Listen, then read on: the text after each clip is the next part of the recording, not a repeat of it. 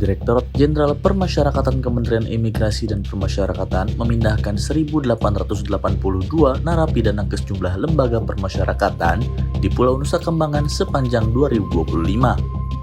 Mereka kini menempati sel dengan pengawasan super ketat, ujar Direktur Jenderal Permasyarakatan Mas Hudi melalui keterangan tertulis Selasa 6 Januari 2026.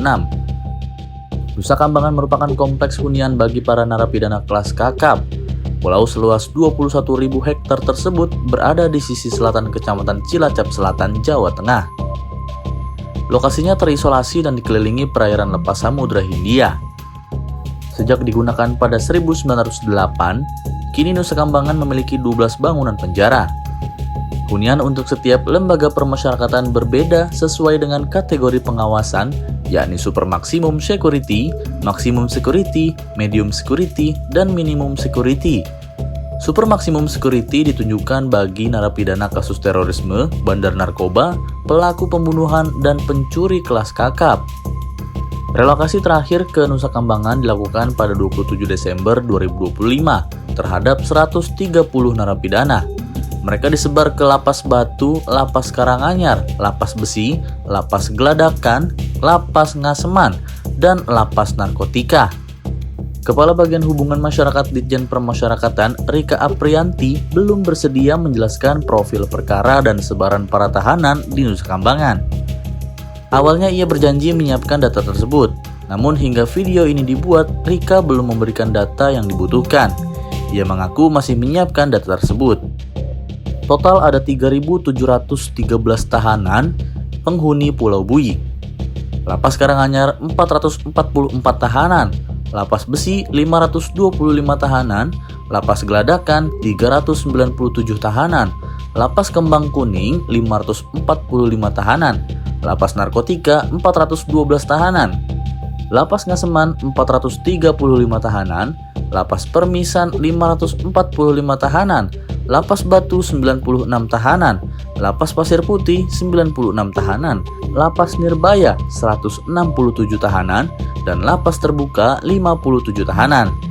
Selain menampung narapidana kasus narkoba dan tindak pidana umum, Nusa Kambangan kini menjadi lokasi alternatif untuk memenjarakan narapidana kasus korupsi. Padahal selama ini narapidana kasus korupsi kerap dijebloskan ke Lapas Sukamiskin di Bandung, Jawa Barat. Lapas Sukamiskin mulai digunakan sebagai penjara bagi para koruptor pada 2012. Salah satu nama besar terpidana kasus korupsi yang turut dipindahkan ke Lapas Nusa Kambangan pada tahun lalu adalah Bos Sawit Surya Darmadi.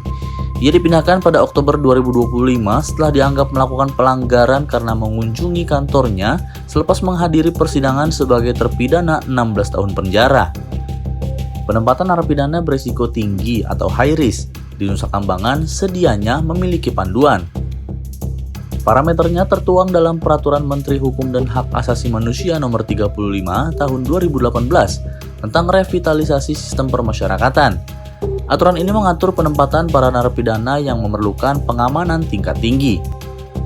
Direktur Program Center for Detention Studies Gatot Goy mengatakan, ketentuan tersebut bertujuan memisahkan narapidana yang dianggap berbahaya, mengganggu keamanan, meresahkan masyarakat, dan mengulang kejahatan dengan narapidana yang tidak memiliki resiko-resiko tersebut. Dasar kebijakan tersebut adalah turunan pasal 36 ayat 4 Undang-Undang Nomor 22 Tahun 2022 tentang Permasyarakatan. UED ini mengatur penempatan narapidana berdasarkan sejumlah kronologi. Di antaranya usia, jenis kelamin, atau hasil asesmen yang dilakukan asesor permasyarakatan, ihwal risiko dan kebutuhan narapidana. Kriteria risiko tinggi dijelaskan dalam pasal 54 ayat 1 pada undang-undang yang sama. Hasil asesmen perlu mencatat apakah narapidana ini memiliki potensi melarikan diri, membahayakan orang lain, memerlukan upaya pengendalian khusus untuk menaati aturan dan lembaga, atau mampu mengendalikan orang lain untuk melakukan tindak pidana. Meski terpidana perkara korupsi tidak disebutkan secara spesifik dan diatur dalam dua regulasi itu, Gatot menilai fasilitas di Nusa Kambangan secara umum memenuhi kriteria ideal dari segi kapasitas untuk menampung narapidana kasus besar. Gatot meminta pemerintah memaksimalkan upaya pemeliharaan sumber daya manusia dan sarana prasarana, serta terus memperbaharui kebijakan, terutama bagi lapas khusus seperti Nusa Kambangan.